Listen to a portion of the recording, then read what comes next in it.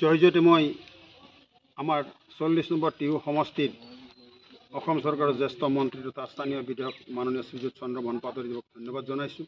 তেখেতৰ প্ৰতিনিধিত্বত আমি 40 নম্বৰ কঁঠালবাৰী বৰজাৰ গাঁও পঞ্চায়তৰ আমি যিসকল সদস্য নৱনিৰ্বাচিত হৈছে এটা সৰ্বাংগ সুন্দৰ আলোচনাৰ মাধ্যমেৰে কোনো গোলমাল নলগোৱাকৈ আমি পঞ্চায়তখন গঠন কৰিবলৈ সক্ষম হৈছোঁ।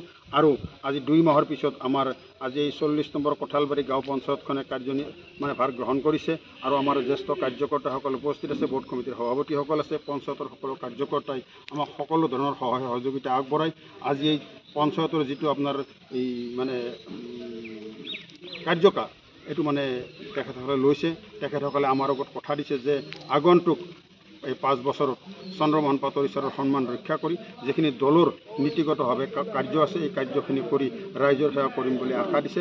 আৰু আমি ভগৱন্তৰ শ্ৰীচৰণত প্ৰাৰ্থনা জনাইছোঁ যাতে সকলো নৱনিৰ্বাচিত সদস্যসকল সভাপতি উপসভাপতিসকলে লগ লাগি আমাৰ আঞ্চলিক পঞ্চায়তৰ বাইদেউ আছে বন্দনা ৰাজবংশী গোটেইবিলাকে লগ লাগি যাতে আমি 40 নম্বৰ এই টিহু বিধানসভা সমষ্টিৰ ভিতৰত এই 40 নম্বৰ কঁঠালবাৰী বৰজাৰ গাঁও পঞ্চায়তখন আটাইতকৈ সৰ্বাংগ সুন্দৰ কৰি আমি উন্নতিৰ জখলাত আগবাঢ়ি যাব পাৰোঁ, ইয়াকে আশা ৰাখিছোঁ। নমস্কাৰ।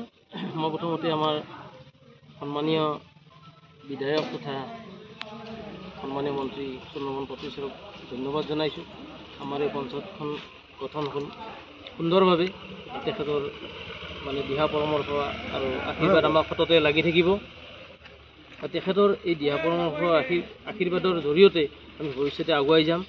আমাৰ জ্যেষ্ঠ দলীয় কাৰ্যকৰ্তা সন্মানীয় আমাৰ হৰিদাস ৰাজবংশীদেৱ প্ৰমুখ্যে সন্মানীয় ব্যক্তিসকল আছে, আমাৰ পঞ্চায়ত বডি, আমাৰ উপসভাপতি বৃহছ কলিতা, আমি সকলোৱে লগ লাগি পঞ্চায়তখন যাতে সৰ্বাংগ সুন্দৰ কৰিব পাৰোঁ। আৰু এখন নতুন পঞ্চায়ত আমি তাত নতুন ঘৰ বনাব লাগিব। তাৰ জৰিয়তে যাতে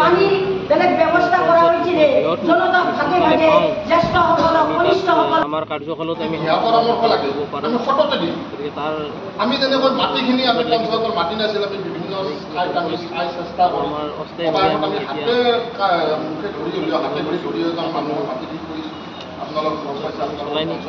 এতিয়ালৈকে নহয়।